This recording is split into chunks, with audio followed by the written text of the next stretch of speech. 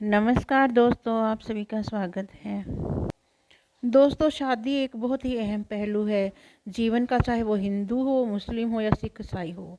आज हम बताने जा रहे हैं कि ईसाइयों का विवाह कैसे होता है, रस्में क्या है, रिवाज क्या है। ईसाई विवाह धार्मिक संस्था को विस्तार से जानने से पहले ये जानना जरूरी है कि भारतीय ईसाई पश्चिमी समाजों के ईसाइयों से काफ़ी भिन्न है। हिंदू समाज के संपर्क में आने के कारण भारत के ईसाइयों में भी हिंदू समाज के बहुत से विशिष्ट तत्व शामिल हो गए हैं, जैसे जाति प्रथा, जाति के भीतर विवाह आदि। चर्च की नज़र में ईसाई विवाह आधुनिकता में चर्च की बदली हुई धारणा के अनुसार मानव जीवन में विवाह का विशेष स्थान है। विवाह ईश्वर के उद्देश्य की पूर्ति करता है।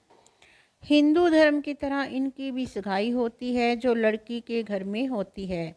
यहाँ पादरी बाइबल से कुछ पाठ पढ़कर दोनों को रिंग एक्सचेंज करने को कहते हैं, जिसमें दोनों पक्ष के लोग और कुछ गेस्ट होते हैं, और वहीं शादी का तारीख भी तय हो जाती है।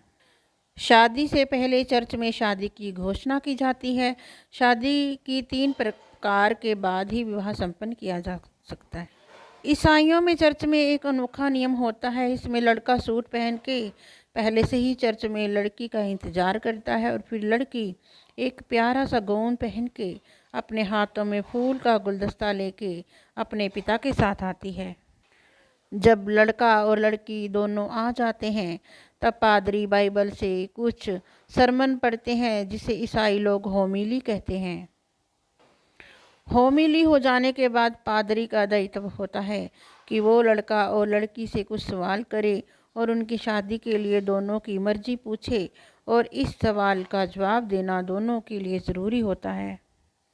यदि लड़का और लड़की दोनों शादी के लिए हाँ कर देते हैं, तो फिर दोनों को एक दूसरे को रिंग एक्सचेंज करनी होती है, और इसके बाद दोनों पादरी से आशीर्वाद लेते हैं और अपने बड़ों से भी लेते हैं। इसके बाद शादी के सारे दस्तावेज पर गवाहों की मौजूदगी में लड़का लड़की को सिग्नेचर करने होते हैं। इसे रजिस्ट्रार के पास जाकर उन्हें दिया जाता है। डिपार्चर के समय इसमें शादी पूरी हो जाने के बाद लड़का लड़की खुशी खुशी अपने बुक के पीछे की ओर उछालते हैं। इसके पीछे ऐसा माना जाता है कि जो कुंवारा लड़का या लड़की उस बुके को पकड़ लेगा, उसकी शादी जल्दी हो जाएगी।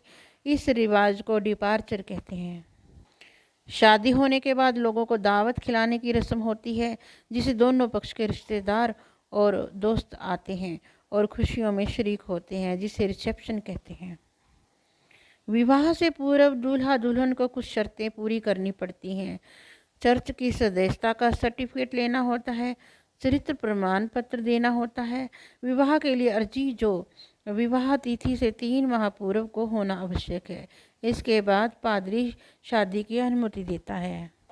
ईसाई विवाह अधिनियम 1872 ईस्वी विवाह अधिनियम में 88 धाराएं तथा 5 अनुसूचियां हैं। विवाह की उम्र लड़के की 21, लड़की की 18 हो।